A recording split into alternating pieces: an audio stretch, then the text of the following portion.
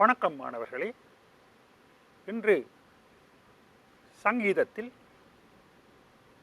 அதாவது மனசுக்கு, மக்கள் எல்லோருக்கும் மகிழ்ச்சியையும் சந்தோஷத்தையும் மன அமைதியையும் தருகின்ற இசை, அந்த இசையை முற்காலத்தில் குருகுலமாக கற்று வந்தார்கள். தற்பொழுது யாவரும் கற்கும் வகையில் இந்த இசையானது முக்கியத்துவம் பெற்றுள்ளது. இப்பொழுது நீங்கள் சங்கீதத்தில் உயர்தர வகுப்புகளில் சங்கீதத்தை ஒரு பாடமாக எடுப்பவர்கள் மட்டுமன்றி சகலரும் இந்த நிகழ்ச்சியின் மூலம் இந்த இசையின் முக்கியத்துவம், இசையினுடைய வாழ்க்கைக்கு அவசியமான காரணிகள் பற்றி நாங்கள் பேச விளைகின்றோம். முதலில் நான் ஒரு சிறிய வாசிப்பொன்றை வாசித்து இந்த நிகழ்ச்சியை ஆரம்பிக்கின்றேன்.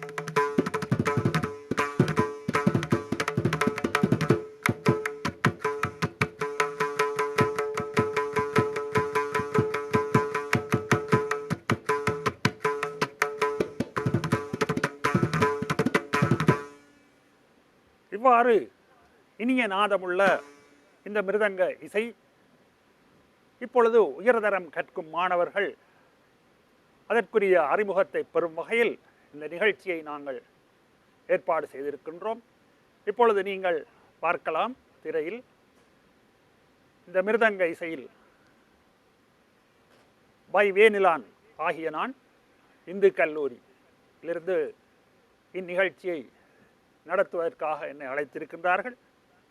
இப்பொழுது இந்த பாடத்தை நீங்கள் கற்பதன் மூலம், அதாவது தரம் 12 சங்கீதம், தேர்ச்சி 6 வாத்திய கருவிகள் பலவற்றை நீங்கள் அதனுடைய அறிமுகங்களை, தரம் 12 சங்கீத பாடத்தை எடுப்பவர்களுக்கு தேர்ச்சி மட்டம் 6 வாத்திய கருவிகள் பற்றி நீங்கள் சிறிய அறிமுகத்தை பெற்றிருக்க வேண்டும் பிள்ளைகளே.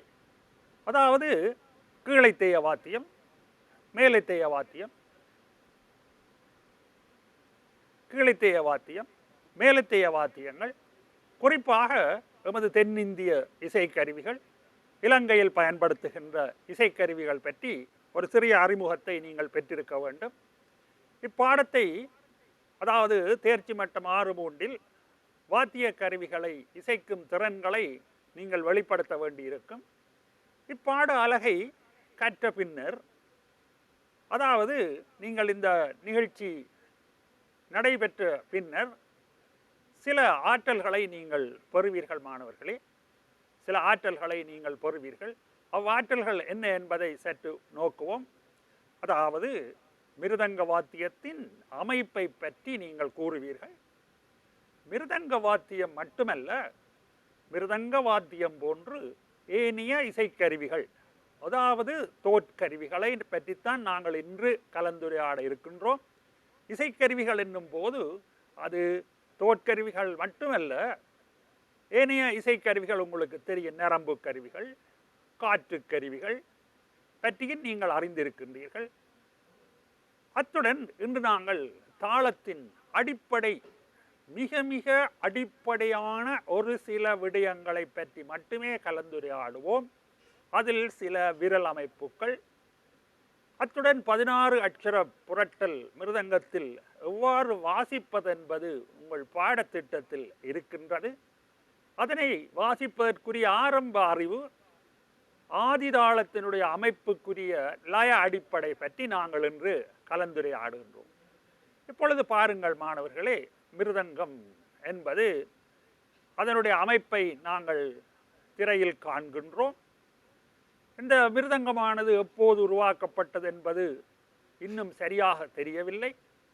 ஆனால் இது பரமசிவனுடைய நடனத்துக்கு நந்தி தேவர் இமயமலையில் இருந்து உருவாக்கியதாக நாங்கள் புராண கதைகளிலிருந்து அறிகின்றோம். அதாவது இமயமலையில் நந்தி தேவர் சிவனுடைய நடனத்துக்கு லயவாத்தியம் இசைப்பதற்காக அக்காலத்தில் இவ்வாத்தியத்தை உருவாக்கியதாக அறிய முடிகின்றது. அடுத்தது இந்த மிருதங்கம் என்ற வாத்தியம் செய்வதற்கு மரத்தில் செய்கிறோம். மரத்தில் நாங்கள் செய்கின்றோம். அதனை நாங்கள் கொட்டு என்று சொல்லுவோம். கொட்டு என்று சொல்லுவோம். இப்போ கொட்டு என்று சொல்லப்படுவது மரத்தின் முற்றிய பகுதியாக இருக்க வேண்டும். மரத்தின் முற்றிய பகுதியாக இருக்க வேண்டும். ஆகவே அந்த மரம் செய்வதற்கு முன்பு அந்த மரங்களை நாங்கள் தெரிவு செய்ய வேண்டும். அதற்கு முன்பு அந்த மிருதங்க வாத்தியத்தின் சிறப்பு பற்றி நாங்கள் பேசும் பொழுது மாணவர்களே, இது ஒரு அற்புதமான தேவ வாத்தியம். அற்புதமான தேவ வாத்தியம். வாத்தியங்களுக்குள் நாதம் மிகுந்தது. வாத்தியங்களுக்குள் நாதம் மிகுந்தது. இசை கச்சேரிகளில் நடக்கின்ற லய வாத்தியங்களுள் மிருதங்கமே முதன்மையான இடத்தை பெறுகின்றது. மிருதங்கம் இல்லாது நீங்கள் ஓர் இசை நிகழ்ச்சியை காண்பது அரிது. எந்த ஒரு கர்நாடக இசை நிகழ்ச்சியிலும், அதாவது தென்னிந்திய எமது இலங்கை பாரம்பரியத்திலும் இசை பாரம்பரியத்திலும் மிருதங்கமானது முக்கிய லயவாத்தியமாக இருக்கின்றது. இதனை உயர்தரம் கற்கும் மாணவர்கள் மட்டுமல்ல, எமது தமிழர் கலாச்சாரத்துடன் ஒன்றி பிணைந்த யாவரும் இதை பற்றிய முன்னறிவு, அடிப்படை அறிவை நாங்கள் பெற்றுக்கொள்ள வேண்டும். ஏனென்றால் எம்மில் பலர் மிருதங்கத்துக்கும் தவிலுக்கும் டொலக்கு போன்ற வாத்தியங்களுக்கும் வித்தியாசம் தெரியாது வெவ்வேறு பெயர்களை சொல்லி அழைக்கின்றார்கள். அந்த அறியாமையை நாங்கள் நிகழ்ச்சியின் மூலம் நீக்குவோம். இப்பொழுது நீங்கள் காணும் வாத்தியம் மிருதங்கம். நீங்கள் காணும் வாத்தியம் மிருதங்கம். இந்த மிருதங்கத்தில் இனிமையான நாதம் உள்ளது. இதை நாங்கள் வலந்தரை அப்படி என்று சொல்லுவோம். வலந்தரை என்று சொல்லுவோம். இதில் இருக்கின்ற இனிமையான நாதத்தினாலேயே இது மிகவும் முக்கியம் பெறுகின்றது. இந்த நாதத்தை நீங்கள் இப்பொழுது கேட்கக்கூடியதாக இருக்கின்றது. இந்த நாதத்தை தின் அப்படி என்று சொல்லுவோம். இந்த நாதத்தை நாங்கள் தின் என்று தொடர்ந்து நாங்கள் மிருதங்கம் பற்றி பேசும் பொழுது இது ஒரு தேவவாத்தியம் என்றும் இது நந்தி தேவர்னால் உருவாக்கப்பட்டதென்றும் நான் இப்பொழுது கூறினேன் அல்லவா. அதனால் இதில் உள்ள நாதம் பற்றி நாங்கள் பேசிக்கொண்டிருந்தோம். இதில் உள்ள சிறப்பான நாதம் காரணமாக பிள்ளைகளே, இப்படியான நாதம், இதனை தின் தின் என்ற ஜதியினால் அழைப்போம். தின். இந்த நாதம் காரணமாகவே அப்ப இதில் ஒரு சுருதி இருக்கின்றது. இதனால் மிருதங்கமானது பல்வேறு சுருதிகளில் அமைக்கக்கூடியதாகவும் தாழ் சுருதியுடையவருக்கும் உயர் சுருதியுடையவர்களுக்கும் பயன்படுத்தக்கூடிய வகையிலும் வாத்தியங்கள் நாதசர்மா, வயலினா, வீணையா எவ்வாறான வாத்தியங்களாயினும் யாவற்றுக்கும் பயன்படுத்தக்கூடியதாக இது சிறப்பியல்பு பெறுகின்றது. எனவே மிருதங்க வாத்தியம் என்பது லய வாத்தியங்களுள், தோல் வாத்தியங்களுள் முதன்மையாக விளங்குவதற்கு பல காரணங்கள் இருக்கின்றன. அக்காரணங்களை தொடர்ந்து நாங்கள் பார்ப்போம். கொட்டு கடைதல் பற்றி நான் இறுதியாக சொல்லிக் கொண்டிருந்தேன். இந்த கொட்டு என்பது முற்றிய மரத்தில் பயன்படுத்த வேண்டும். முற்றிய மரமாக இருக்க வேண்டும். இப்பொழுது என்னென்ன மரங்களில் இந்த மிருதங்கம் செய்ய தகுந்தது? எல்லா மரங்களையும் நாங்கள் இவ்வாத்தியங்கள் செய்வதற்கு பயன்படுத்த முடியாது. இந்த கொட்டு செய்வதற்கு முக்கியமாக பலாமரம் பயன்படுத்தப்படுகின்றது. பலாமரத்தின் முற்றிய பாகம், அடிப்பகுதி இப்பொழுது நீங்கள் பார்க்கின்ற பல மிருதங்கங்கள் அதில் பாருங்கள், அநேகமாக எல்லாம் பலாமரத்திலான கொட்டுகளால் ஆக்கப்பட்டதாக இருக்கின்றது. அது மட்டுமல்ல, கொண்டல் மரம், செஞ்சந்தனம், காரகில் இவ்வாறான மரங்களும் பயன்படுத்தப்படுகின்றன. இவை மட்டுமல்ல, இன்னும் பல மரங்கள் இருக்கின்றன. ஆனால் அவை எமக்கு கிடைப்பது அரிதாக இருப்பதனால் அந்த மரங்களை நாங்கள் பயன்படுத்த முடியாத நிலைமை காணப்படுகின்றது. பொதுவாக எங்களுக்கு கிடைக்கின்ற கொட்டு பலாமர கொட்டாகத்தான் இருக்கின்றது. கொட்டு என்றது இந்த மிருதங்கம் அமைப்பதற்கு நாங்கள் பயன்படுத்துகின்ற முக்கியமான இந்த நடுப்பகுதி. இந்த கொட்டுத்தான் இதற்கு முதுகெலும்பு போல் இருக்கின்றது. அப்போ இந்த கொட்டு அமைக்கும் பொழுது அது உருளை வடிவமாக செய்யப்படுகின்றது. இந்த கொட்டு அமைக்கப்படும் பொழுது அது உருளை வடிவமாக செய்யப்படுகின்றது. அதற்காக அவர்கள் என்ன செய்கிறார்கள்? அதற்காக அவர்கள் அந்த கொட்டிலே போய் அந்த கடைச்சல் பட்டடை என்றொரு இடம் இருக்கின்றது. அந்த பட்டடையில் அதனை உருளையாக செய்வதற்காக இப்பொழுது நீங்கள் படத்தில் பார்க்கின்றீர்கள், இவ்வாறான உருளைகளில் போட்டு சுற்றுகின்றார்கள். ஆகவே இது யந்திரங்களும் பயன்படுத்தப்படுகின்றது. இந்த காட்சியை நீங்கள் இப்போது பார்க்கலாம். இந்த கொட்டு கடைவதற்கு முற்றிய மரம் பயன்படுத்தப்பட்டிருக்கின்றது. இந்த யந்திரத்தில் இந்த கட்டையை, அதாவது அடிப்பாகத்தில் குறித்த நீள அகலங்களில் வெட்டப்பட்ட கட்டையை சுற்றுவதன் மூலம் இந்த மிருதங்க கொட்டு விரும்பிய அளவுகளில் தயாரிக்கப்படுகின்றது. எல்லா மிருதங்கங்களும் ஒரே அளவானது அல்ல. மிருதங்கத்தில் முக்கியமாக 2 வகைகள் இருக்கின்றன. ஒன்று பெரிய மிருதங்கம். அது 24 அங்குலம் நீளமுடையதாக இருக்கும். அதனை தக்கு சுருதி என்று அழைப்போம். அது பொதுவாக ஆண்களுடைய சுருதி. ஆண்கள் பாடும் பொழுது 1 கட்டை 2 கட்டைக்குள்ளாகத்தான் இருக்கும். சிலர் அரை கட்டை 3/4 கட்டை வரையும் பாடுவார்கள். ஆகவே தாழ் சுருதி மிருதங்கம் மிகவும் நீளம் கூடுதலாக இருக்கும். ஆகவே அது கொட்டிலேதான் தங்கியுள்ளது. அடுத்தது எச்சுக்கட்ட சுருதி என்று சொல்லுவோம். பெண்களுடைய சுருதி பொதுவாக மிகவும் உயர்வானது. 5 கட்ட சுருதி ஜி, அல்லது 5.5 கட்ட சுருதி ஜி ஷாப், அல்லது 6 கட்ட சுருதிக்கு பாடுபவர்களே அதிகமாக காணப்படுகின்றார்கள். ஆகவே சுருதி அதிகரிக்கும் பொழுது, சுருதி என்பது விஞ்ஞானத்தில் அதிர்வெண், ஃப்ரீக்வன்சி என்று அழைப்பார்கள். இந்த ஃப்ரீக்வன்சி அதிகமாக இருந்தால், அதிர்வெண் அதிகமாக இருந்தால் அதனை நாங்கள் சுருதி கூடிய மிருதங்கம் என்று சொல்லுவோம். எப்பொழுதும் சுருதி கூடுவதற்கு அல்லது ஃப்ரீக்வன்சி கூடுவதற்கு அந்த கட்டையின் நீளம் சிறியதாக அமைய வேண்டும். அது 22 அங்குலம் உள்ள மிருதங்கமாக பொதுவாக பயன்படுத்தப்படுகின்றது. 22 அங்குலத்தில் அந்த கட்டையை வெட்ட வேண்டும். அவ்வாறு வெட்டும் பொழுது இந்த வாய்விட்டம், இந்த பக்கத்தில் இருக்கிற வாய்விட்டம், அதாவது இதை வலந்தரை என்று சொல்லுவோம். இடது பக்கத்தில் இருப்பது, இந்த பக்கம் இருப்பதை இடந்தலை என்று சொல்லுவோம். இந்த வாய்விட்டங்களும் அதற்கு பொருத்தமாக அமைக்கப்பட வேண்டும். இந்த வட்டம் சரியாக அமைய வேண்டும். உள்ளே அது கோரையாகவே இருக்கின்றது. அதனுள் வழி இருக்கின்றது. இந்த மரத்தில் காயங்கள் இருக்கக்கூடாது, சுழி இருக்கக்கூடாது, வெடிப்புகள் இருக்கக்கூடாது. அவ்வாறான கட்டை கிடைப்பது மிகவும் அரிது. கட்டையில் குறைபாடு இருந்தால், அதாவது கொட்டில் குறைபாடு இருந்தால், அது உருவாகும் நாதத்திலும் குறைபாடு இருக்கும். எனவே மிருதங்கத்திற்கு மிக முக்கியமானது அது ஆக்கப்படுகின்ற கொட்டு. மிருதங்கத்தை புதிதாக வாங்குபவர்கள் இதில் பல இடர்பாடுகளை அனுபவிக்கின்றார்கள். வெடித்த கொட்டாக இருக்கின்றது, சுழியுள்ள கொட்டாக இருக்கின்றது. அவைகளை நாங்கள் வாங்கக்கூடாது. சிலது உக்கின கொட்டாக இருக்கின்றது, அதெல்லாம் நாங்கள் வாங்கக்கூடாது. இப்போ கொட்டு என்பது மிருதங்கத்தின் மிக முக்கிய பகுதி.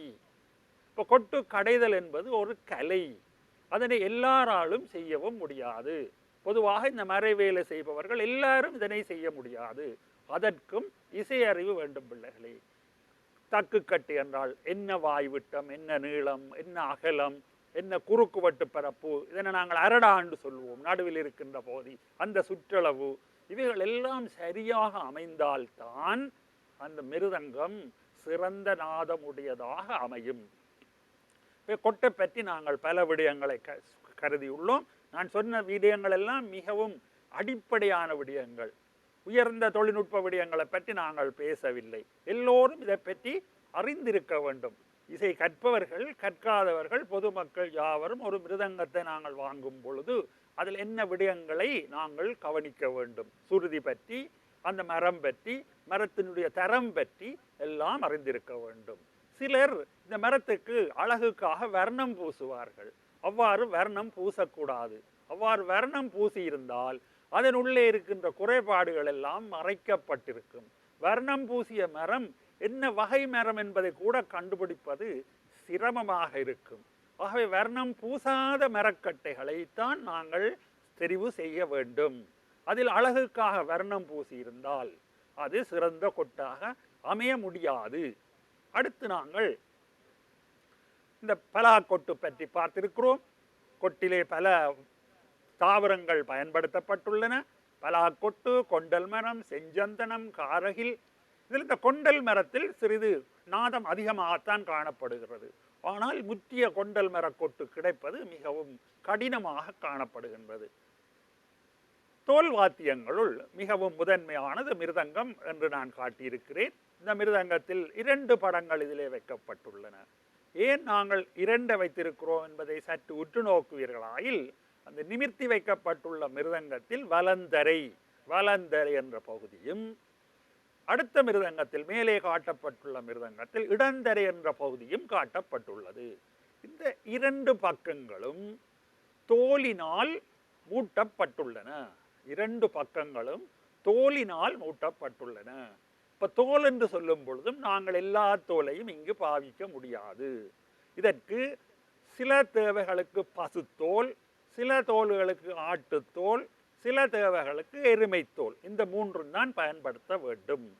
அந்த வலந்தரை என்று சொல்லப்படுகிற அந்த கருப்பு அடையாளம் விடப்பட்ட பகுதி, அதை சாதம் என்று குறிப்பிடுவோம். அதிலே 3 தோல்கள் இருக்கின்றன. அந்த 3 தோல்களும் அங்கே பாருங்கள், விளிம்பில் ஒரு வார்பின்னல் ஒன்று காணப்படுகின்றது. அந்த வார்பின்னல் சாட்டை வார் என அழைக்கப்படும். அதில் 3 தோல்கள் வைத்து பின்னப்பட்டுள்ளது. அந்த சாட்டை வாரை கொட்டுடன் இணைப்பதற்காக பயன்படுத்தப்பட்ட அந்த குறுக்கு வார்கள் எருமை தோலினால் ஆக்கப்பட்டிருக்க வேண்டும். ஆனால் எருமை ஒரு அருகி வரும் இனம் என்பதனால் எருமை தோல் இப்பொழுது கிடைப்பதில்லை. ஏனென்றால் அவற்றை யாரும் கொல்ல முடியாது, அது சட்டவிரோதமானது. அதனால் இப்பொழுது பசுத்தோல் பயன்படுத்துகின்றார்கள். இப்பொழுது நாங்கள் இந்த எருமைத்தோல், உண்மையிலே எருமை ஒரு அருகி வரும் இனம், என்டேஞ்சர் ஸ்பீசிஸ் என்று சொல்லுவோம். அதனால் அதனை கொல்லுவதை, அதை இறைச்சிக்காக உண்பது இப்பொழுது தடுக்கப்பட்டுள்ளது. அதனால் அந்த வார் பயன்படுத்த முடியாத நிலைமை காணப்படுவதனால் நாங்கள் இப்பொழுது உலோக வாருக்கு மாறிவிட்டோம். உலோகங்களை பயன்படுத்தி நாங்கள் அந்த வாரை பயன்படுத்துகிறோம். இந்த மிருதங்கத்தில் பாருங்கள், நாங்கள் முந்தி பயன்படுத்தின மிருதங்கங்களில் எருமை தோலாலான வார் பயன்படுத்தப்பட்டது. இப்பொழுது அந்த எருமை அழிப்பது சிரமம் என்றபடியினால் பாருங்கள், நாங்கள் உலோகங்களை பயன்படுத்துகின்றோம். இந்த மிருதங்கத்தில் பாருங்கள், நடுவில் ஒரு வளையம் போட்டிருக்கு. இது ஒரு இரும்பு வளையம். இது ஒரு புதிய டெக்னிக், புதிய முறையில் நாங்கள் இதனை செய்திருக்கிறோம். காரணம், நாங்கள் இலங்கை சட்டத்தை மதிக்க வேண்டும். எருமை ஒரு அருகி வருமினம், ஒவ்வொருக்கும் சமூக பொறுப்பு இருப்பதனால் நாங்கள் அந்த பார் பயன்படுத்துவதை தற்காலிகமாக நிறுத்திவிட்டு இப்பொழுது நடுவிலே ஒரு உலோக வளையம் ஒன்று பயன்படுத்தப்பட்டு மிச்சம் இங்கே உலோக தகடுகளினால் இறுக்கப்பட்டுள்ளது. இதை சுருதி சேர்ப்பதற்கு நாங்கள் என்ன செய்கிறோம், இதிலே இந்த நட்டுகளை இறுக்குகின்றோம். இது இடந்தரைக்குரிய நட்டு இந்த பக்கம் இருக்கிறது, வலந்தரைக்குரிய நட்டு இந்த பக்கம் இருக்கின்றது. எனவே இந்த நட்டுகளை இறுக்குவதன் மூலம் இதனுடைய சுருதி, இந்த பக்கத்தில் காணப்படுகின்ற சுருதியில் நாங்கள் மாற்றத்தை செய்கின்றோம். எனவே இந்த வார் என்பது தற்காலத்தில் ஒரு சவாலான விடயமாக இருக்கின்றது. அதற்காக நாங்கள் சில தொழில்நுட்பங்களை மாற்ற வேண்டி உள்ளது. இது இலங்கையில் இந்த முறை பயன்படுத்தப்படுகிறது. இந்தியாவில் கட்டையிலே துளையை போட்டு பொருத்துகிறார்கள்.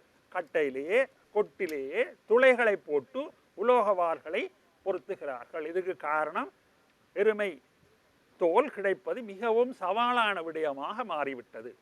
சவாலான விடயமாக மாறிவிட்டது. எருமையை நாங்கள் கொல்ல முடியாது, அது ஒரு அருகிவனம் இனம். இப்பொழுது நாங்கள் அதனுடைய அடுத்த பகுதிக்கு போவோம். அடுத்த வாத்தியம் வந்து தபேலா. அடுத்த வாத்தியம் நீங்கள் பார்க்கின்ற வாத்தியம் தபேலா. இந்த தபேலா வாத்தியமானது வட இந்தியாவில் உருவானது. அப்போ 2 மிருதங்கங்கள் பாதியாக பயன்படுத்தியது போன்று காணப்படும். பாதியாக பயன்படுத்தியது போன்று காணப்படும். இந்த வாத்தியத்துக்கு பெயர் தபேலா. எம்மில் அநேகர் வாத்தியங்களுக்கு வித்தியாசம் தெரியாமல், பெயர் தெரியாமல் இருப்பதனால் நாங்கள் இதனை பற்றி கூறுகிறோம். சங்கீதம் கற்கும் மாணவர்களாகிய நாமும் இந்த வித்தியாசங்களை தெரிந்து கொள்ள வேண்டும்.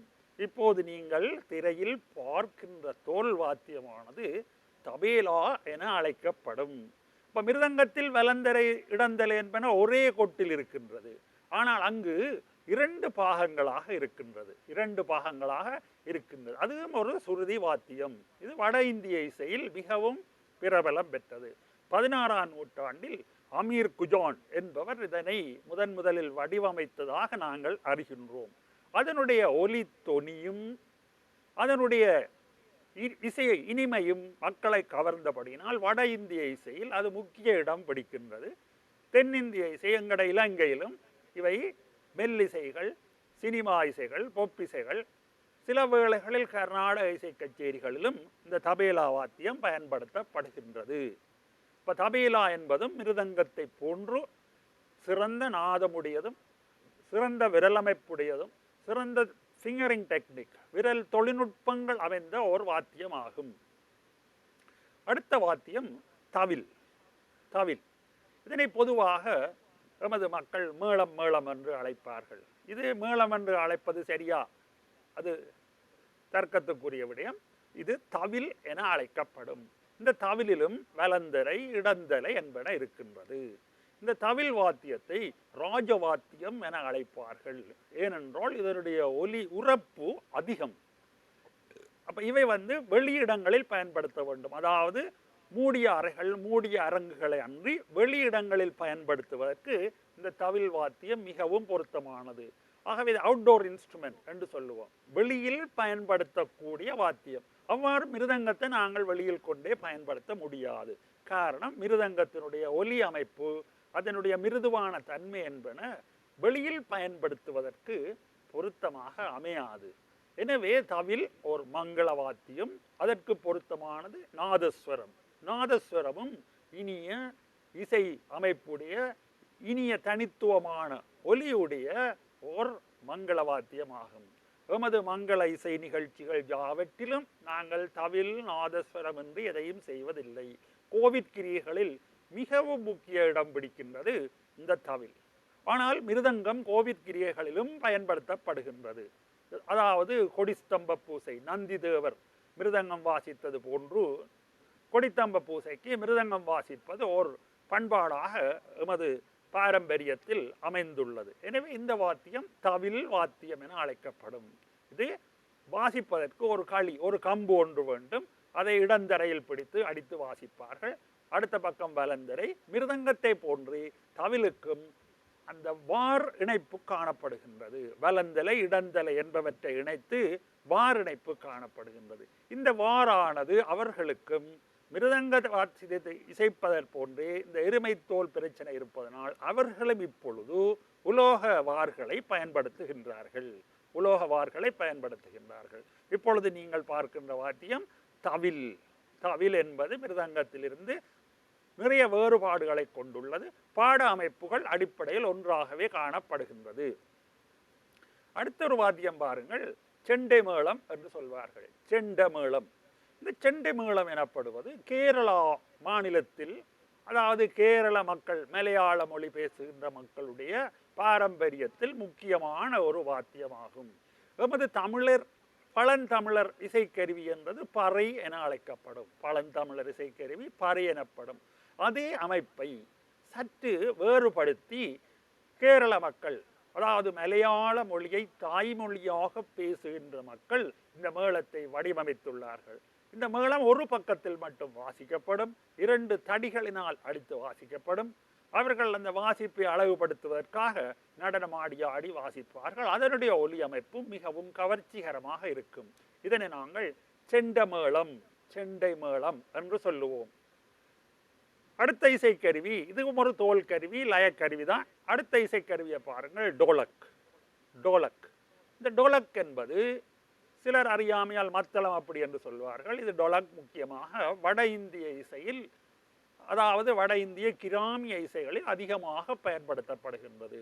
கிராமத்து இசை என்றால் உங்களுக்கு தெரியும், அதாவது கப்பற்பாட்டு, அதாவது தொழிலாளர்கள் களைத்து வந்து இனிமையாக வீட்டில் அல்லது தமது வேலையிடங்களில் அமைதியாக சந்தோஷத்துக்காக பயன்படுத்துகின்ற வாத்தியமாகத்தான் இது இருக்கின்றது. அவர்கள் ஆடி பாடி மகிழும் போது, கப்பல் வேலைக்கு போனவர்கள் கப்பல் பாட்டு, அதாவது விவசாய வேலைகளுக்கு போனவர்கள், அந்த மாதிரி ஆட்கள் மெல்லிசையாக தமது பாடல்களை இசைப்பதற்காக இந்த டொலக் வாத்தியத்தை வாசிக்கிறார்கள். இலங்கையிலும் இந்த வாத்தியம் பாவிப்பில் உள்ளது. இதற்கு பேர் டொலக். இது மத்தளமோ மிருதங்கமோ தவிலோ அல்ல. மத்தளமோ மிருதங்கமோ தவிலோ அல்ல. அடுத்தது உருமி மேளம். உருமி மேளம், இதற்கும் பாருங்கள், கொட்டு ஒரு வித்தியாசமான வடிவத்தில் காணப்பட்டாலும் இரண்டு பக்கங்களும், அதாவது வலந்தரை இடந்தலை இரண்டு பக்கங்களும் தோளினால் மூட்டப்பட்டு, இரண்டு தோல் பகுதிகளும் வலந்தரை இடந்தலை இரண்டும் வாரினால் பொருத்தப்பட்டுள்ளது. இது தமிழ்நாட்டில் அதிகமாக நீங்கள் பார்க்கலாம். கரகாட்டம், வேறு சில கிராமிய நடனங்களில் இந்த உருவி மேளம் ஊ ஊ என்று சத்தத்தை, அதாவது உருமுதல் போன்ற ஒரு சத்தம் வருவதனால் இது உருமி மேளம் என அழைக்கப்படுகின்றது. நாங்கள் முதலில் பார்த்தது செண்ட மேளம், அது கேரளாவுக்குரியது. இது தமிழ்நாட்டில் பயன்படுத்துகிறார்கள். தென்னிந்தியாவிலும் பொதுவாக காணப்படுகிறது. ஆந்திரா, கர்நாடகா போன்ற மாநிலங்களும் காணப்படுகிறது. இலங்கையில் இது பயன்படுத்துவது மிகவும் குறைவாக இருக்கிறது. நான் அதிகமாக காணவில்லை இந்த இசை வாத்தியத்தை பாவிப்பவர்கள். சில வேளை அவர்கள் ரெண்டு உருமி மேளம் சோடியாக கட்டி வைத்தும் வாசிப்பது உண்டு. பொதுவாக இந்த காவடி, இந்த கிராமிய நடனங்களுக்கு அல்லது கிராமிய இசையில் இந்த உருமி மேளம் அதிகமாக பயன்படுத்தப்படுகின்றது தமிழ்நாட்டில். இலங்கையில் இது குறைவாகத்தான் இருக்கிறது, பாவிக்கிறது மிகவும் குறைவு. அடுத்தது சுத்தமத்தளம் என்ற வாத்தியம். இப்பொழுது நாங்கள் இசைக்கருவிகள் பலவற்றை பார்த்து கொண்டிருக்கின்றோம். இந்த அறிவு எங்களுக்கு கண்டிப்பாக அவசியம். இந்த சுத்தமத்தளம் என்பதும் தவில் போன்ற ஒலி அமைப்பை தருகின்ற, ஆனால் மிருதங்கம் போன்ற வடிவமைப்பை கொண்டதாக இருக்கின்றது. என்ன சொன்னேன்? தவில் போன்ற ஒலி அமைப்பு, மிருதங்கம் போன்ற உருவ அமைப்பு கொண்டதாக இருக்கின்றது. இந்த வாத்தியமும் கேரள மக்கள்லாம் அதிகமாக பயன்படுத்துகின்றார்கள். அதாவது அவர்களுடைய செண்டமேள கச்சேரிகளுடன் இந்த சுத்தமத்தள நிகழ்ச்சிகள், சுவாமி ஊர்வலங்களில் இது அதிகமாக பயன்படுத்தப்படுகின்றது. இதுவும் கேரள மாநிலத்துக்குரிய இசை கருவிதான் சுத்தமத்தளம். அங்கு மிகவும் பிரபலமாக வாசிக்கப்படுகின்ற வாத்தியங்களுள் சுத்தமத்தளமும் ஒன்று. அடுத்தது செண்டமேளமும் அடுத்த முக்கியமான. அங்கு கோயிற்கிருவைகள், மங்களகரமான நிகழ்வுகளுக்கு இவ்வாத்தியங்களைத்தான் பாவிப்பார்கள். தமிழ்நாட்டில் தவில், இலங்கையிலும் தவில் மிருதங்கம் போன்று அங்கு சுத்தமத்தளம் என்ற வாத்தியத்தை பாவிக்கின்றார்கள். இந்த அமைப்பை பார்த்த உடனே விளங்கும். சிலர் இதனை மிருதங்கம் போன்றிருப்பதால் இதில் மிருதங்கம் என்றும் விற்பார்கள். இது மிருதங்கம் அல்ல. இதனுடைய ஒலி அமைப்பு தவில் போன்ற சத்தம் வரும். கையில் கூடுகள் போட்டு வாசிப்பார்கள். ஆனால் அதனுடைய அமைப்பு மிருதங்கத்தை போன்று காணப்படுகின்றது. இப்பொழுது நாங்கள் பாடத்திட்டத்தில் உள்ள எங்களுடைய மிருதங்கத்தினுடைய அமைப்புக்கு வருகிறோம். மிருதங்கம் கற்கும் மாணவர்கள் மிருதங்கத்தை பற்றிய பகுதிகள், அதனை நாங்கள் பராமரிக்கும் முறைகளை நாங்கள் கண்டிப்பாக கடைபிடிக்க வேண்டும். இப்பொழுது நீங்கள் பார்க்கிற பகுதி வலந்தரை மூட்டு, வலந்தலை மூட்டு என்றும் சொல்வார்கள். அதில் 3 தோள்கள் அந்த வலந்தரை கொட்டில் வைத்து அழகாக வட்டமாக இணைக்கப்பட்டு, அந்த 3 தோள்களும் சாட்டை வாரினால் அழகாக பின்னப்பட்டுள்ளது. இந்த சாட்டை வார் பாருங்கள், மிகவும் கிட்டவாக ஒரு தலை பின்னல் போன்று மிகவும் நெருக்கமாகவும் அழகாகவும் பின்னப்பட்டுள்ளது. இந்த சாட்டைவார் பின்னுவது மிகவும் சிரமமாக இருப்பதனால் அவர்கள் அதனை நனைத்து, தண்ணீரில் நனைத்து, தோள்களை தண்ணீரில் நனைத்த பின்பே இந்த மூட்டு கட்டுகின்ற வேலையை அவர்கள் செய்கின்றார்கள். மிருதங்கத்துக்கே தனித்துவமான இன்னொரு பண்புதான் இந்த சாதம். சாதம் என்றால் என்ன? சோறு. அதில் போட்டிருப்பதும் சோறு தான், நாங்கள் உண்கின்ற சோறு தான். ஆனால் அதனை அவர்கள் கிட்டம் கல்லு, கிட்டம் கல்லு என்றொரு கல்லு, கிட்டம் என்ற கல்லு வந்து உண்மையிலே அந்த இரும்பு வேலை செய்கின்ற இடங்களில், இரும்பு தொழில் செய்கின்ற இடங்களில் பல நூற்றாண்டு காலமாக உக்கி ஒரு விதமான கல்லாக மாறியிருக்கும். அந்த கற்களை அவர்கள் தேடி சென்று அதனை உடைத்து அரைத்து பவுடராக்கி, அதாவது மிகவும் நுண்ணிய தூளாக்கி அதனை தயாரிப்பதற்கே அவர்களுக்கு பல நாட்கள் செல்லும். எவ்வாறு தான் இதெல்லாம் அறிந்தார்கள் என்பது நினைக்கும் போது பிரமிப்பாகத்தான் இருக்கின்றது. அந்த சாதத்தினால் தான் அந்த மிருதங்கத்தில் இனிய நாதம் உருவாகின்றது. இந்த சாதத்தினால் தான் மிருதங்கத்தில் அந்த நாதம் உருவாகிறது. அதாவது இந்த தின் சாப்பு என்பவற்றை சமநிலைப்படுத்துவது இந்த சாதம். ஆகவே கிட்டங்கல்லு தூள், கிட்டங்கல்லு தூளுடன் சாதம் சோறு அதனை கலந்து இந்த சாதத்தை படை படையாக இடுவார்கள். இட்டு அந்த இடப்பட்டுள்ள தோலுக்கு பெயர் கொட்டு தட்டு. கொட்டு தட்டு. அதிலே பாருங்கள் 3 வார்கள் பின்னப்பட்டுள்ளது. 3 வார்களும் சாட்டை வாரினால் பின்னப்பட்டுள்ளது. இந்த வலந்தலை மூட்டு, இதற்கு பெயர் மூட்டு. இந்த மூட்டானது இடந்தலையுடன் நடுவில் பாருங்கள் வாரினால் இணைக்கப்பட்டுள்ளது. இதற்குத்தான் எருமை வார் பயன்படுத்தப்பட்டுள்ளது. இப்பொழுது நீங்கள் பார்த்த படத்தில் எருமை வார் பயன்படுத்தப்பட்டிருக்கிறது. ஏனைய வார்கள் அவ்வளவு உறுதியாக அமையாது. ஏனைய வார்கள் இவ்வளவு உறுதியாக அமையாது. ஆனால் தற்பொழுது இந்த எருமை வார் பயன்படுத்துவதை குறைத்து நாங்கள் இப்பொழுது உலோக வார்களை பயன்படுத்தும் நிலைமைக்கு வந்திருக்கின்றோம். இந்த வலந்தரை மூட்டு என்பது வலப்பக்கம், மிருதங்கத்தினுடைய வலப்பக்கம். நான் உங்களுக்கு முதலிலும் காட்டினேன், இப்பொழுதும் நீங்கள் பார்க்கக்கூடியதாக இருக்கின்றது. இது வந்து வலந்தரை மூட்டு. இதில் நடுவில் காணப்படுகின்றதான் சாதம். இதில் காணப்படுவது சாட்டை வார். இந்த விளிம்பில் காணப்படுவது சாட்டை வார். இதில் இருந்த எருமை வார்களுக்கு பதிலாக நாங்கள் உலோக வார்களை பயன்படுத்தி இருக்கிறோம். அந்த உலோக வார்கள் பயன்படுத்துவதற்குரிய காரணம் நான் உங்களுக்கு கூறியிருக்கின்றேன். அப்போ மேலே இருக்கிற தோல் ஒரு வெட்டுள்ளது. இங்கே பாருங்கள், இந்த தட்டு வந்து கொட்டுத்தட்டு. நாங்கள் அடிப்பதனால் இதற்கு கொட்டுத்தட்டு என்று பெயர். உள்ளே 2 தோள்கள் இருக்கின்றன. ஒரு தோளில் சாதம் இருக்கின்றது, இன்னொரு தோல் கட்டையிலே ஆதாரமாக உள்ளே வைக்கப்பட்டுள்ளது. அது உட்காரத்தட்டு, உட்காரத்தட்டு என்று அழைக்கப்படும். எனவே ஒரு அற்புதமான தோல்வாத்தியம் இந்த மிருதங்கம், லயவாத்தியம். இதனை நீங்களும் விரும்பி கற்பதற்கு ஆசைப்பட்டதற்கு உண்மையிலே நாங்கள் பாராட்ட வேண்டும். அடுத்தது இந்த மிருதங்கத்தினுடைய இடப்பக்கம். அந்த இடப்பக்கத்தை நாங்கள் இடந்தரை அப்படி என்று சொல்லுவோம். இப்பொழுது நீங்கள் படத்தில் பார்க்கலாம் இடந்தலை. அதை தொப்பி எனவும் அழைப்போம். அதனை நாங்கள் தொப்பி எனவும் அழைப்போம். அதற்கு பயன்படுத்துகின்ற தோல் தொப்பி தோல், தொப்பி தோல். இப்போ வலந்தலையில் மூட்டு என்று சொல்வது போன்று இடந்தலையில் தொப்பி என அழைப்போம். அதற்கு இடந்தலை தொப்பி, தொப்பி தோல். அங்கும் சாட்டை வார் பின்னப்பட்டுள்ளது. அங்கே பாருங்கள், அந்த கட்டையின் விளிம்பில் மிகவும் நெருக்கமாக அழகாக இந்த சாட்டை வார் பின்னப்பட்டுள்ளது. இங்கேயும் 3 தோள்கள் இருக்கின்றன. இங்கேயும் 3 தோள்கள் இருக்கின்றன. அதில் முக்கியமானது தொப்பித்தோல். அதற்கு வெளியிலே இருக்கிற தோல் அது வெட்டுத்தட்டு என்று சொல்லப்படும். அப்போ அதை நீங்கள் இப்பொழுது இந்த படத்திலும் பார்க்கலாம். இதுதான் நான் காட்டிய தொப்பி, இடந்தரை பக்கம். அப்போ இதிலேயும் சாட்டை வார் காணப்படுகின்றது. இதிலேயும் நீங்கள் சாட்டை வாரை பார்க்கலாம். அப்போ இந்த தோல் பெரிய வெட்டுள்ளதாக காணப்படுகிறது. இதுதான் தொப்பித்தோல். இது தொப்பித்தோல். இதனை நாங்கள் இனிய நாதம் உருவாக்குவதற்காக நாங்கள் இதில் ரவை மாவை குழைத்து வைக்கின்றோம். ரவை உங்களுக்கு தெரியும், உப்புமா கிண்டுவீங்க. அந்த மாவை நாங்கள் பச்சையாக வறுத்த அவிச்ச பயன்படுத்துகிறதில்ல, பச்சையாக அந்த மாவை நாங்கள் குழைத்து நடுவில் வைப்பதனால் இதில் தொம் என்ற சத்தம், இந்த மிருதுவான சத்தம் உருவாகின்றது.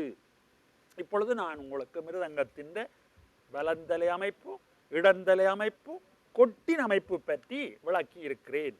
எனவே புதிதாக மிருதங்கம் கற்பவர்கள் இந்த அடிப்படை அறிவை கண்டிப்பாக நீங்கள் தெரிந்து கொள்ள வேண்டும். எந்த மரத்தில் கொட்டி செய்யப்பட்டிருக்க வேண்டும், எவ்வளவு நீள அகலத்தில் இருக்க வேண்டும், எத்தனை வகையான மிருதங்கங்கள் இருக்கின்றன, அந்த கொட்டு என்பது உயர்தரமானது என்றால் எவ்வாறு அமைய வேண்டும், அதில் எல்லாம் பெயிண்ட் அடிச்சிருக்க கூடாதுன்னு சொல்றேன், வர்ணம் தீட்டி இருக்கக்கூடாது. அந்த மரம் பலாமரமாக இருத்தல் சிறப்பு, கொண்டல் மரமாக இருந்தாலும் சிறப்பு. சந்தன மரம், செந்தன மரங்கள் எல்லாம் கிடைப்பது மிக மிக அருமை. அப்படியான கொட்டுகள் கிடைப்பது மிகவும் அருமை. எனவே வழக்கமாக எங்கள் கைகளில் இருப்பதெல்லாம் பலா கொட்டுத்தான், என்னிடம் இருப்பதும் பலா கொட்டுத்தான். எனவே அந்த கொட்டு தொப்பித்தோல் என்பன பற்றிய அறிவை நீங்கள் இப்பொழுது பெற்றிருக்கின்றீர்கள். அடுத்து மிருதங்கம் போன்ற லயவாத்தியங்களின் அமைப்பை விட்டு அடுத்த நுட்பமான விடயம் தாளம். என்னதான் நாங்கள் பாடலை பாடினாலும், எப்படித்தான் இசையை நாங்கள் இசைத்தாலும், வாத்தியங்களை வாசித்தாலும், அதற்கு முக்கியமானது ஒன்று சுருதி. எல்லாரும் சுருதி பட்டி வைத்திருப்பார்கள். இப்போ சுருதி பட்டியில் எங்களுக்கு தேவையான சுருதி, ஃப்ரீக்வன்சி. ஒரு இசை நிகழ்ச்சி என்னும் பொழுது எல்லா இசைக்கருவிகளும் ஒரே சுருதி உடையதாக முதலில் அதனை செப்பம் செய்வார்கள். அதனை டியூனிங் என்று சொல்வார்கள். அதற்கு ஒவ்வொருத்தர் ஒவ்வொரு விதமான கருவிகளை பயன்படுத்துவார்கள். நாங்கள் மிருதங்கத்துக்காயின் கல்லு புல்லு என்று 2 வச்சிருக்கிறோம். அதனை மேலே அடித்து கீழே அடித்து சுருதியை சரியாக செப்பம் செய்வோம். சுருதி இல்லாத இசை பால். அதனால் சுருதி சங்கீதத்தில் மாதா என அழைக்கப்படுகின்றது. இப்பொழுது இந்த தாளம் என்பது லயத்தின் ஓர் வடிவம். அதாவது நாங்கள் செய்முறையாக காட்டுவது. பாடலின் அளவை, பாடலின் கால அளவை சீராக அமைப்பதற்குத்தான் இந்த தாளம் உதவுகின்றது. பாடலின் கால அளவை சீராக அமைப்பதற்கு. அது கிராமிய இசையாக இருக்கட்டும், சினிமா இசையாக இருக்கட்டும், மெல்லிசையாக இருக்கட்டும், கர்நாடக இசையாக இருக்கட்டும், தாளவாத்திய இசையாக இருக்கட்டும், அதில் நுட்பங்கள் நிறைய வேறுபடலாம். ஆனால் தாளம் என்றொன்று இருக்கின்றது. தாளம் என்றொன்று இருக்கின்றது. இப்போ தாளத்துக்கு அடிப்படை என்ன? லயம். லயம் என்றால் அந்த பீட், ஒவ்வொன்றும் ரிதம் என்று சொல்வார்கள். ரிதம். அப்போ அது ஒரே மாதிரி அமைந்தால்தான் அந்த இசையாக அமைய முடியும். ஆகவே சுருதியும் தாளம் லயமும் சரியாக இணைந்ததுதான் இசை எனப்படும். இப்போ இசை என்று சொல்லப்படுவதும் ஒரு ஒலிதான், இரைச்சல் என்று சொல்லப்படுவதும் ஒரு ஒலிதான். இப்போ நாங்கள் பாடசாலைக்கு சென்றால் ஒரே இரைச்சலாக இருக்கும். ஒரு மார்க்கெட்டுக்கு போனால் இரைச்சலாக இருக்கும், சந்தைக்கு போனோம்னா இரைச்சலாக இருக்கும். அப்போ சங்கீதத்திலே எப்படி அந்த இரைச்சல் இசையாகிறது? 2க்கும் வித்தியாசம் இருக்கிறது. அதாவது சங்கீதத்தில் இந்த அதிர்வெண் ஒழுங்குபடுத்தப்படுகின்றது. இந்த இசை அதாவது அதிர்வெண் ஒழுங்குபடுத்தப்பட்ட ஒலியே இசை எனப்படும். அதிர்வெண் என்றால் சுருதி. நாங்கள் அப்படி வீட்டில் பேசும் பொழுதோ சந்தையில் பொருட்கள் வாங்கும் பொழுதோ இசையுடன் கேட்பதில்லை. நாங்கள் வழக்கமாக அதில் சுருதியும் இல்லை, தாளமும் இல்லை. ஆகவே அதுக்கு பேர் இரைச்சல். ஆகவே இசை நிகழ்ச்சிகளிலும் சுருதியோ தாளமோ இல்லாதிருந்தால் அதற்கும் பேர் இரைச்சல்லாம். அது இசை அல்ல. பலர் பாடுகிறார்கள், பலர் இசைக்கிறார்கள், சுருதியும் இருக்காது, தாளமும் இருக்காது. அதுக்கு பேர் இரைச்சல்லாம். அதற்கு நாங்கள் கைதட்டி மகள முடியாது. எனவே தாளம் லயம் என்பது தந்தை போன்றது, சுருதி தாயை போன்றது. சுருதி தாயை போன்றது. எனவே தாளம் என்பது பாடலின் எந்த பாடலாயும் இருக்கலாம், கால அளவை சீராக அமைப்பதற்கு உதவுகின்றது. இதுதான் தாளம் பற்றிய அடிப்படையாக நாங்கள் கூறக்கூடிய ஒரு விடயம். அடுத்து பாருங்கள் ஜதி. இப்போ ஜதி என்று சொல்லும் பொழுது நாங்கள் சாதாரணமாக பேசுகின்றது ஒரு மொழி. நாங்கள் சாதாரணமாக பேசுவது ஒரு மொழி. நாங்கள் தமிழை பேசுகிறோம், வேறு மக்கள் சிங்களம் பேசுகிறார்கள், ஹிந்தி பேசுகிறார்கள், மலையாளம் பேசுகிறார்கள், ஆங்கிலம் பேசுகிறார்கள். அது ஒரு மொழி. அதுபோல் இந்த சங்கீதத்தில் பயன்படுத்துகின்ற மொழிதான் ஜதி. ஜதி என்பது ஒரு மொழி. அதாவது இந்த லயவாத்தியங்கள், தோல் வாத்தியங்களான மிருதங்கம், தவில், தபேலா மட்டுமன்றி நடனத்திலும் பயன்படுத்துகின்ற சொற்கள். அதுகளுக்கு நாங்கள் போய் என்ன காரணம் என்று கேட்க முடியாது. அதாவது நீங்கள் தமிழில் படித்திருப்பீர்கள் இடுகுறிப்பேர் என்று, அது போன்றுதான். ஆகவே இங்கு நாங்கள் பயன்படுத்துகின்ற ஜதிகள் என்பவை ஒரு மொழி. அந்த மொழி என்பது தனித்துவமானது. அது ஒரு வேடிக்கைக்குரியதல்ல. அது ஒரு மொழி. அந்த மொழியை கற்க வேண்டும் இசையை படிப்பவர்கள். இப்போ சங்கீதத்தில் படிப்பவர்களுக்கு ஒரு சங்கீத மொழி இருக்கின்றது. மேலத்தைய ஸ்கேல் இருக்கிறது, கீழத்தைய ஸ்கேல், சரிகம பதனிசான அந்த சுருதியை பிடிச்சு பாடுறது, அது ஒரு மொழி. ஒரு பாட்டுக்கு ஒரு நொட்டேஷன் இருக்கிறது, அது ஒரு மொழி. அதுபோல் லயவாத்தியங்களான தோல் வாத்தியங்களான மிருதங்கம், தவில், தபேலா, சரியா நடனம் போன்றவற்றுக்கும் ஒரு மொழி இருக்கின்றது. உங்களுக்கு அன்றாடம் இந்த சினிமா கேட்பவர்கள், பொதுவாக சங்கீதத்தை பற்றி அறிவில்லாதவர்களுக்கு சில ஜதி சொற்கள் தெரியும். தகதிமிதா, தகஜொனுதான் எல்லாம் வேடிக்கையாக பேசக்கூடும். அவைகள் எல்லாம் ஒரு லயவாத்தியத்துக்குரிய மொழிகளாகும். இப்போ லயவாத்தியத்துக்குரிய மொழிகளை நாங்கள் கற்க வேண்டும். அதுதான் உங்கள் பாடத்தில் ஆரம்ப அறிவாக அங்கு பயன்படுத்தப்படுகின்றது. அப்ப ஜதி என்று சொல்லப்படுவது இந்த லயவாத்தியங்களில் பயன்படுத்தப்படுகின்ற சொற்கள். அது ஒரு மொழி, அது ஒரு மொழி. அடுத்து நாங்கள் பார்ப்போம் இந்த ஜதியினுடைய முதலாவது ஜதி என்ன. முதலாவது ஜதி ஆரம்பத்துக்கு என்ன போடுவோம்? அப்ப த என்று சொல்லுவோம். த அது ஒரு மொழி, லாங்குவேஜ். இப்ப த என்றா அதுக்குரிய எண்ணிக்கை பெருமானம் ஒன்று. அதற்குரிய எண்ணிக்கை பெருமானம் ஒன்று. தமிழில் குரில் என அழைப்போம். தமிழில் குரில். குரில் என்றால் உங்களுக்கு தெரியும் ஆ, நெடில் என்றால் ஆ. அதை போன்று மிருதங்கத்தில் த என்பது குரில், தா என்றால் நெடில். இப்பொழுது நான் உங்களுடன் பேசிக்கொண்டிருப்பது மிருதங்கத்துக்குரிய மொழி.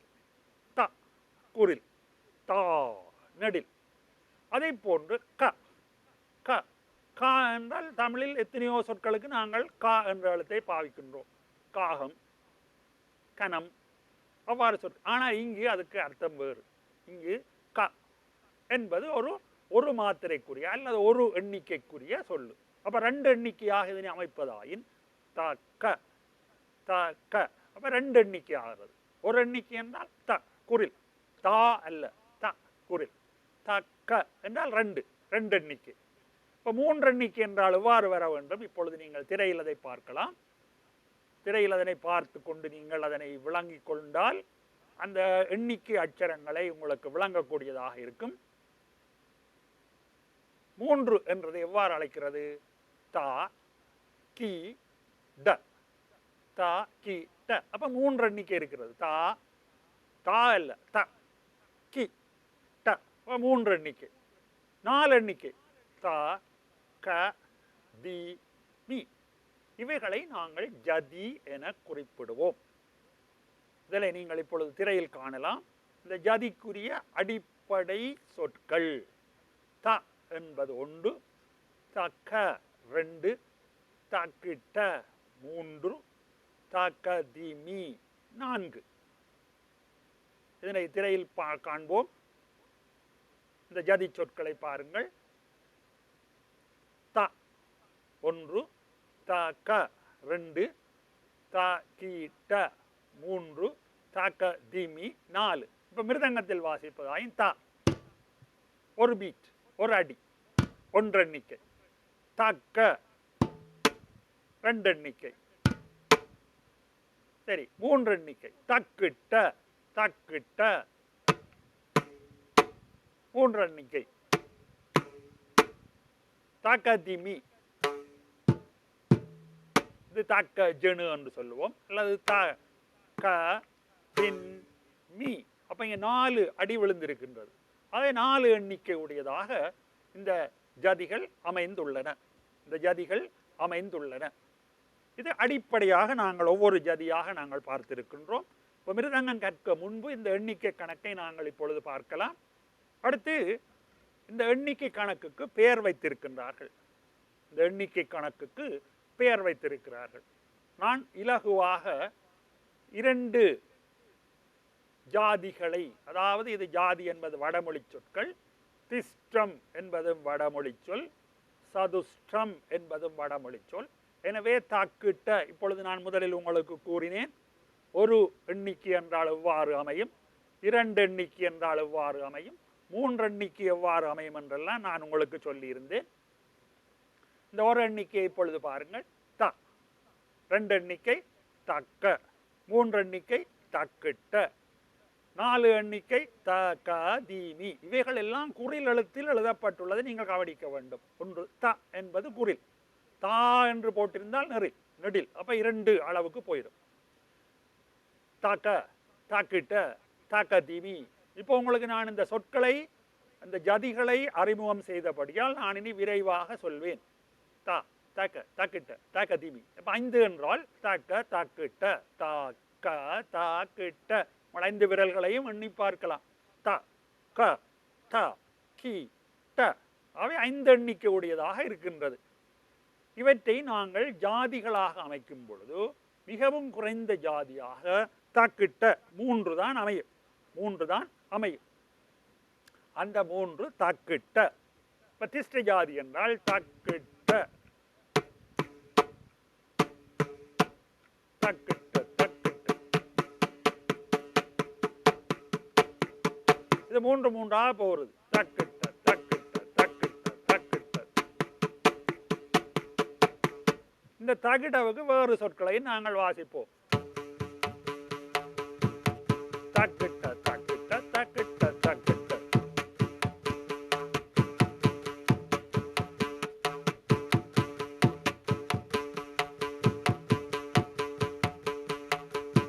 இது தக்கிட்ட என்ற அடிப்படையில் தான் அமைந்திருக்கிறது. தக்கிட்ட.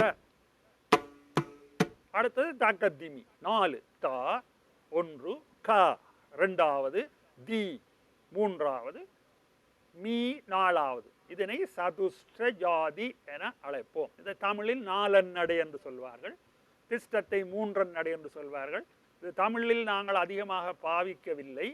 எமது புத்தகங்கள் எமது ஆசிரியர்கள் எல்லாம் அந்த வடமொழி சொற்களையே தொடர்ந்தும் பாவித்து கொண்டிருப்பதனால் நாங்கள் தமிழில் மூன்றன்னடை, நாலன்னடை, ஐந்தன்னடை என்றுக்கெல்லாம் சொல்ல முடியாது. அது எல்லாரும் இனி பழக வேண்டும். இப்பொழுது நாங்கள் வடமொழியிலேயே இதை வைத்திருப்போம். தக்கிட்ட என்பது திஷ்ட ஜாதிக்குரியது. எங்கு 3 என்று வந்தாலும் அது திஷ்ட ஜாதிக்குரியது. தக்கதிமி தக்கதிமி. அப்ப 4. இப்ப நாங்க பொதுவாக கவனிக்கின்ற, கேட்கின்ற, ரசிக்கின்ற பாடல்கள் எல்லாம் சதுஷ்ட ஜாதிக்குரியதாக அல்லது திஷ்ட ஜாதியில் அமைந்ததாக இருக்கிறது. இப்ப தக்கதிமி என்றால் பொதுவாக காணப்படுகின்ற பாட்டுக்கள். நீங்கள் கற்கின்ற தேவாரங்கள் எல்லாம் அநேகமாக தகதிமியில் தான் காணப்படுகின்றது. நீங்கள் பொதுவாக கேட்கின்ற சினிமாவில் என்றாலும் அதிகமாக இந்த 2 நடைகள் தான் காணப்படுகின்றது. தகதிமி.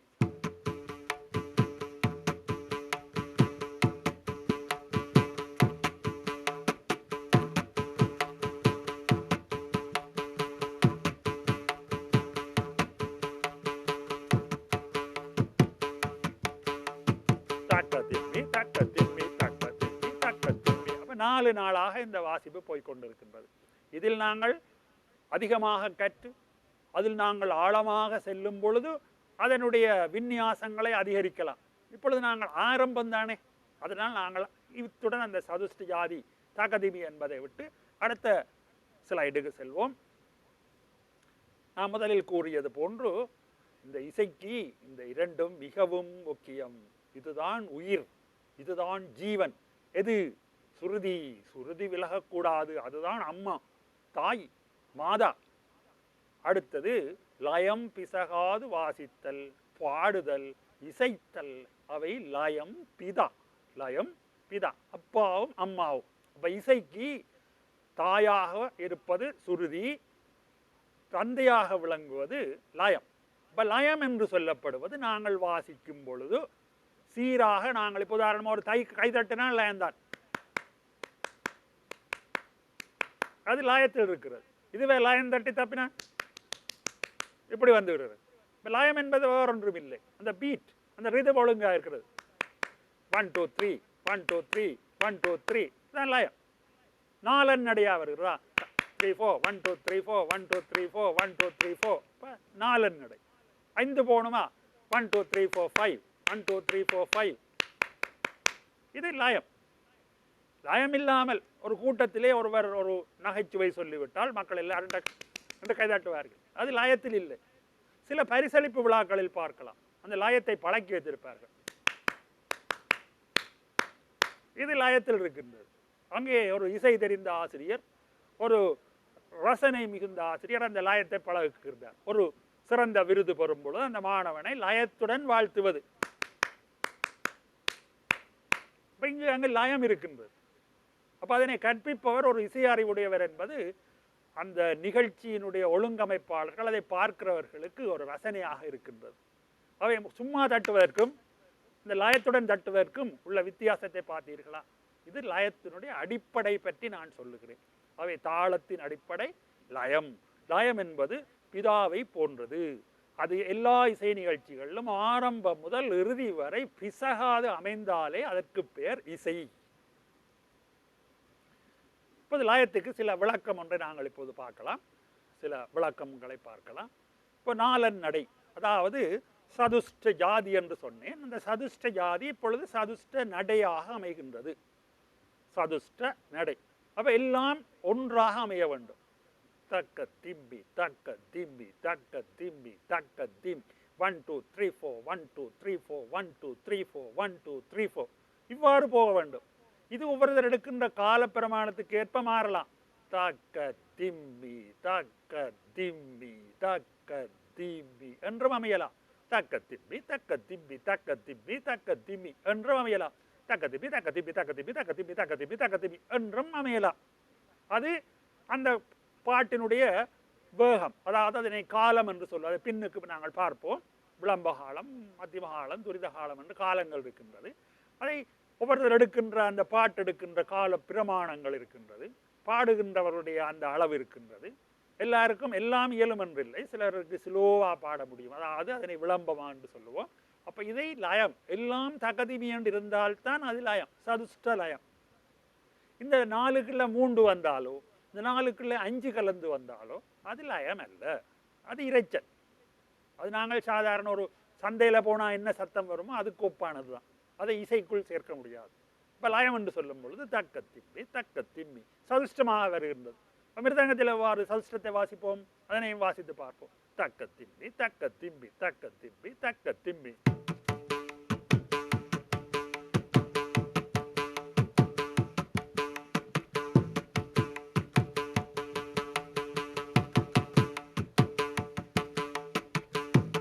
இவ்வாறு வாசிக்கும் பொழுது தலை லேச ஆடும் பாருங்க. அது லயத்தினுடைய ஒரு ரசிப்பு தான். சிலர் இன்னும் கூட ஆடுவாங்க, அது லயம் நிற்பதற்காகத்தான். அப்ப தலை ஆடாமல் உடல் அசைவில்லாமல் வாசிப்பதுதான் சிறப்பானது. ஆனால் சிலர் ரசிப்பவர்கள் இப்படி ஒரு ஆடை போட்டு ஆடுப்ப தாக்கத்தின்றி என்று தலை சுத்தி ஆடும். அது லயத்தை நிறுத்துவதற்காக அவர்கள் கொடுக்கின்ற ஒரு எக்ஸ்பிரஷன், ஒரு வெளிப்பாடு தான். அப்படி ஆடாமலும் வாசிக்கலாம். அதை விட ரெண்டொரு ஆட்டம் போடும் பொழுது அந்த லயம் சிறப்பாக நிற்கும் என்று அவர்களுக்கு ஒரு நம்பிக்கை. இது சதுஷ்ட லயம். திஷ்ட லயம் என்றால் அது 3 வரும். தக்கிட்ட தக்கிட்ட தக்கு.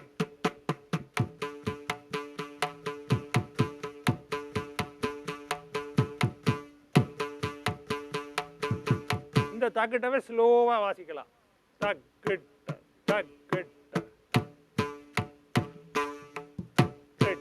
தக்கிட்ட தக்கிட்ட.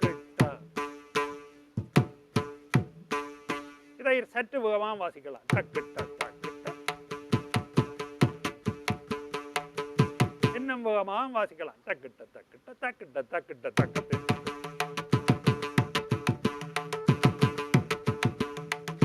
இன்னும் வேகமாக வாசிக்கலாம். தக்கிட்ட தக்கிட்ட தக்கிட்ட தக்கிட்ட தக்கிட்ட.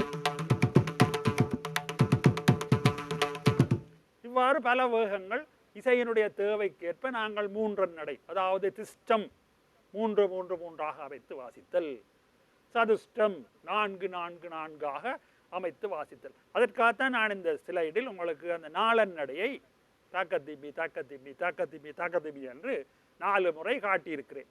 இது 5ஆகவும் அமையலாம். தக்க தக்கிட்ட தக்க தக்கிட்ட அப்படி போகும். இப்பொழுது இந்த ஸ்லைடில் நான் முதல் வாசித்து காட்டின திஷ்ட லயம் காணப்படுகின்றது. திஷ்ட லயம் தக்கிட்ட தக்கிட்ட தக்கிட்ட தக்கிட்ட தக்கிட்ட தக்கிட்ட தக்கிட்ட தக்கிட்ட தக்கிட்ட தக்கிட்ட தக்கிட்ட.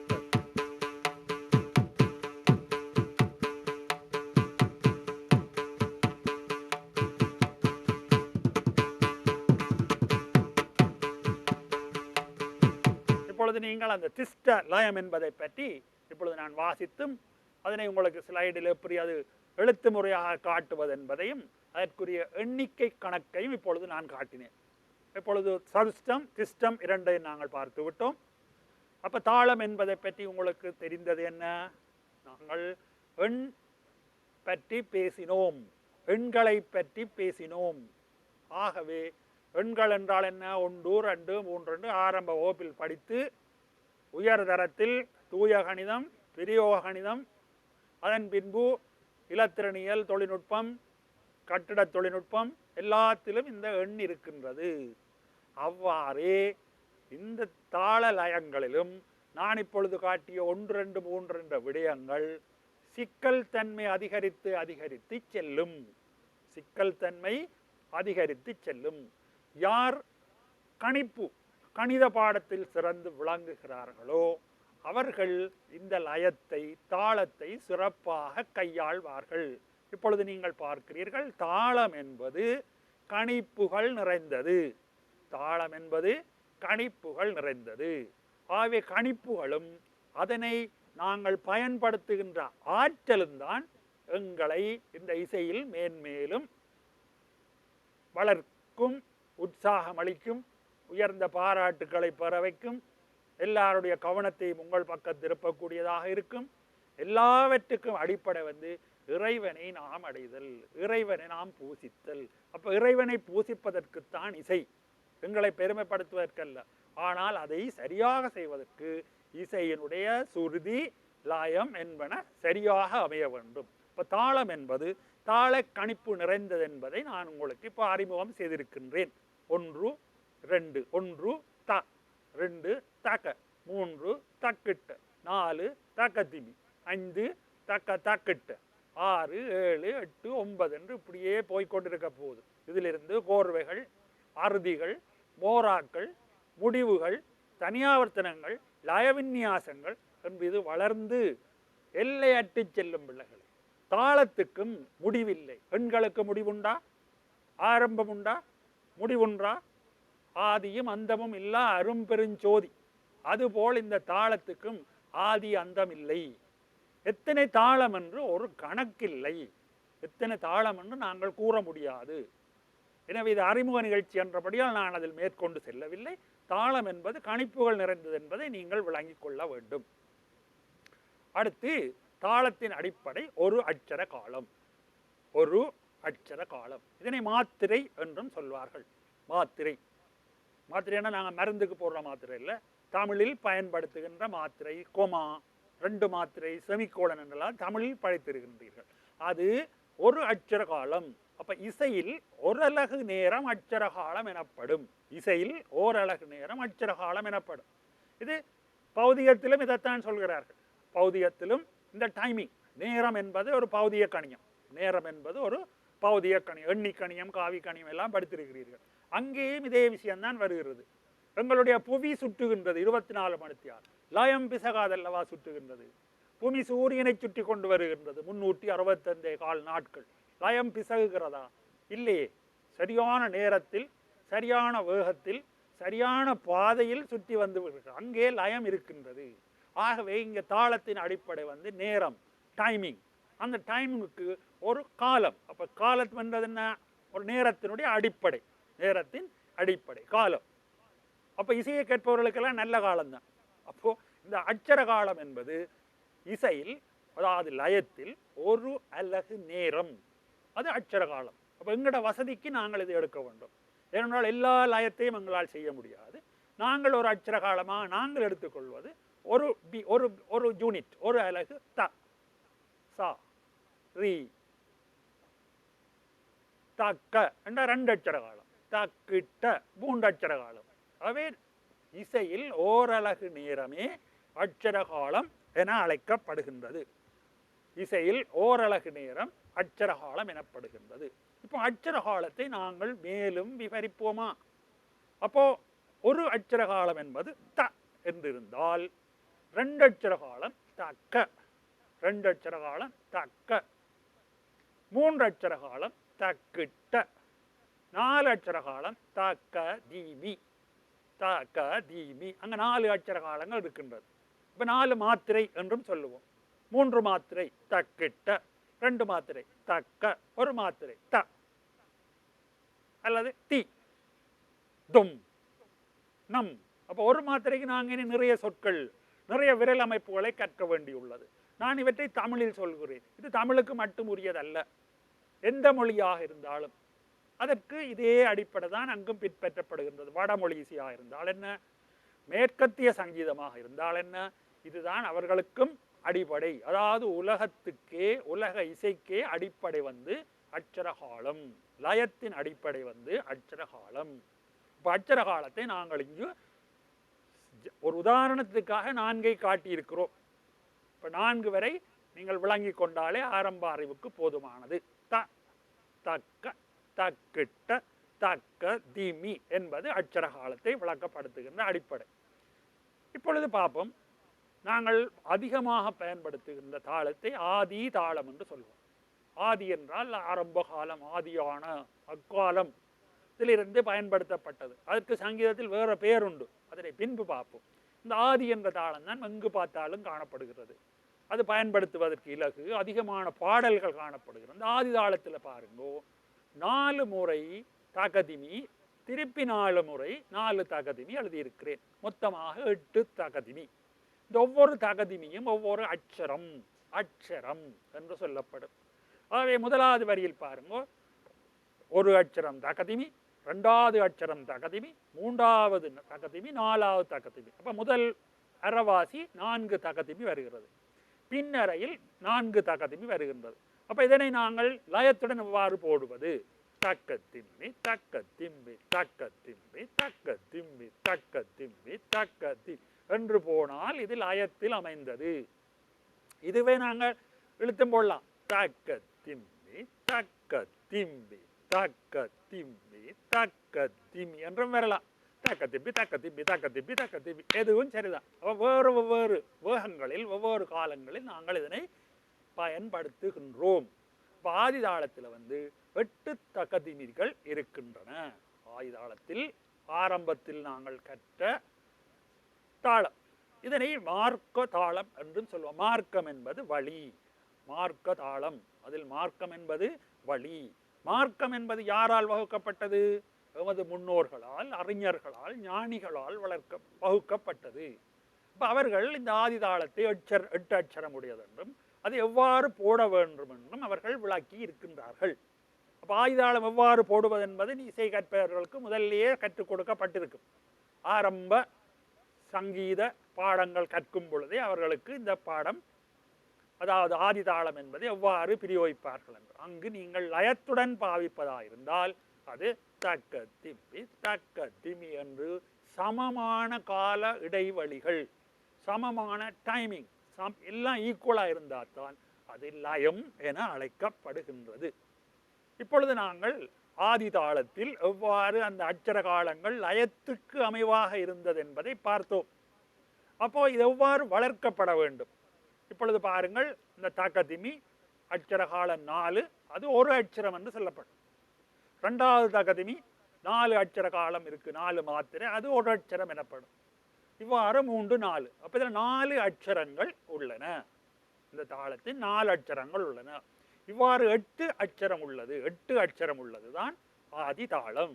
ஒவ்வொரு தாளங்களுக்கு இந்த அட்சர எண்ணிக்கை வேறுபடும். அதனை நீங்கள் மேற்கொண்டு கற்பீர்கள். இப்பொழுது மிருதங்கத்தில் வாசிக்கின்ற சில சொற்களை பார்ப்போம். ஆரம்பத்தில் வாசிக்கிற சொல்லுக்கு பெயர் தா, 2வது தி. இந்த 2ஐயும் நாங்கள் இப்பொழுது வாசித்து பார்ப்போம். தா இடந்தலை தொப்பியில் வாசிப்பது, தி வலந்தலை மூட்டில் வாசிப்பது. அதற்கு எவ்வாறு கையை நாங்கள் பயன்படுத்த வேண்டும், விரல் அமைப்பு எவ்வாறு அமைய வேண்டும், ஃபிங்கரிங் டெக்னிக்ஸ் பற்றி இப்பொழுது பார்ப்போம். தா என்றால் என்ற சத்தத்துடன் அமையும். இந்த பக்கத்திலே விரல் அமைப்பு இப்படி இருக்க வேண்டும், 4 விரல்கள் சேர்த்தவாறு இருக்க வேண்டும். இவ்வாறு இந்த இடத்தில் அடிக்கிறது. கையை தூக்குற தூரம் எல்லாம் நாங்கள் பழக வேண்டும். தா இவ்வளவு தூரத்துக்கு மிஞ்சி போயிடலாம், இவ்வளவு இப்படி போயிடலாம், தா இப்படி நிற்கலாம், தா. இப்போ குறித்த தூரத்திலிருந்து வாசிக்கப்படுவதுதான் தா. தா. அதை போன்று வலந்தலை மூட்டு, வலந்தரை மூட்டு இங்கே உள்ளது. அதற்கு தீ எவ்வாறு வாசிப்பது? இந்த 5 விரல்களில் 3 விரல்கள், பெருவிரல் சுட்டு விரல் தவிர்ந்த ஏனைய 3 விரல்களை நாங்கள் சேர்த்து பிடிக்க வேண்டும். சேர்த்து பிடித்து இந்த இவ்வளவு தூரம் வைக்க வேண்டும். இங்கே இங்கே இங்கே இங்கே எல்லாம் வைக்கக்கூடாது. நடுவில் இந்த சாதம், இந்த இடம் தான் சரியான பொசிஷன், சரியான இடம். இந்த இடத்தில் வாசிப்பது தான் தீ. தீ. அப்போ ஆரம்ப சொல்லு தா தி என்பன பற்றி இப்பொழுது நான் சொன்னேன். அடுத்த 2 சொற்கள் இருக்கின்றன உங்களுக்கு. இது ஆரம்பத்தில் நாங்கள் படிக்கின்ற சொல்லு. அடுத்த சொல்லுக்கு என்ன பெயர்? இடந்தலை தொப்பியில் வாசிப்பது தொம், வலந்தலை மூட்டில் வாசிப்பது நம். தொம் நம். அப்போ இந்த படத்துக்கு ஏற்ற மாதிரி நான் அதில் போட்டிருக்கிறேன். இந்த இடந்தலை தொப்பி, இடந்தலை தொப்பியில் இப்பொழுது தா இங்கே என்று சொன்னோம். இப்போ தொம் என்றால் பின்னுக்கு தட்டி இந்த விளிம்பில் வைத்து தட்டி எடுக்க வேண்டும். இதில் வச்சு தட்டி எடுக்கும். இப்படி தூக்கக்கூடாது, கிட்ட வைக்கக்கூடாது, உள்ளே போகக்கூடாது, வெளியே வரக்கூடாது. இந்த பொசிஷன், இந்த இடம் மிகவும் கவனமாக வைக்க வேண்டும். இந்த இடம் தான் தொம். தட்டி எடுக்க வேண்டும். இது தொம். அதை போன்று நம் இந்த வலந்தரை பகுதியில் நாங்கள் தீ வாசித்தது உங்களுக்கு தெரியும். இந்த தீயில் பின்னுக்கு விரலை எடுத்து இந்த மோதிர விரலை ஊண்டிக்கொண்டு இதை சரியாக வைக்க வேண்டும். இது ஆரம்ப படிப்பவர்களுக்கு கஷ்டமாக இருக்கு. இந்த மேல் மூட்டில் இந்த இடத்தில் வாசிக்க வேண்டும். மற்ற விரல்கள் நேராக இருக்க வேண்டும். இதுக்கு பேர் நம். நம். இதுதான் 4 சொற்கள். இந்த இடத்தில் விழ வேண்டும், இவ்விடத்தில் விழ வேண்டும். இங்கேயோ வேறு இடங்கள்ல இப்படியோ அங்கே இங்கே எல்லாம் விழக்கூடாது. இந்த இடத்துல விழ வேணும் சரியாக நம். ஆகவே மிருதங்கத்தில் அடிப்படை சொற்கள் தா தி தொன்னம் என்பது பற்றி இப்பொழுது நாங்கள் எவ்வாறு வாசிப்பது, இதுதான் ஆரம்ப பாடம். தவிலுக்கு போனால் என்ன, தப்லாக்கு போனால் என்ன, எல்லாவற்றுக்கும் இதுதான் ஆரம்ப பாடமாக இருக்கின்றது. எனவே இன்றைய நிகழ்ச்சியில் மாணவர்கள் மட்டுமல்ல, பொதுவாக இசை கற்பவர்கள், மிருதங்கத்தை பற்றிய ஆர்வமுடையவர்கள் யாவரும் புரிந்து கொள்ளும் வகையில் சில அடிப்படை தகவல்களை எமது உயர்தர பாடத்திட்டத்துக்கு அமைவாக நாங்கள் கூறியிருந்தோம். அப்போ நாங்கள் சொன்ன விடயங்கள் உங்களுக்கு நன்றாக விளங்கி இருக்கும் என்று நினைக்கின்றேன். அதாவது லயவாத்தியங்கள் என்ன, அவற்றின் பெயர்கள் என்ன, அவற்றை எவ்வாறு இனங்காண்பது, அதற்கு பின்பு மிருதங்கத்தினுடைய அமைப்பு, மிருதங்கத்தை நாங்கள் எவ்வாறு தெரிவு செய்வது, எவ்வாறு வாசிப்பதற்குரிய ஆயத்தங்கள், அந்த கொட்டு எவ்வாறு இருக்க வேண்டும், மூட்டு எவ்வாறு இருக்க வேண்டும், அதனை அமைப்பதற்குரிய சிரமங்கள், அதன் பின்பு தாளத்தினுடைய அடிப்படை பற்றியும், மிருதங்கத்தில் நாங்கள் கற்பதற்கு விரல் அமைப்புகளை தா தி தொன்னம் என்னும் பாடத்தை ஆரம்பிப்பதற்கு எவ்வாறு வாசிக்க வேண்டும் என்பதையும் நாங்கள் இப்பொழுது கற்றுக்கொண்டோம். எனவே இந்த நிகழ்ச்சி உங்களுக்கு பயனுள்ளதாக இருக்கும் என்று நம்புகிறோம். இதனை ஒழுங்கு செய்த நம்முடைய NIE, அதாவது இந்த கல்வி நிறுவனத்தினுடைய அதிகாரிகள் யாவருக்கும் நன்றி கூறி அமைகின்றேன். வணக்கம்.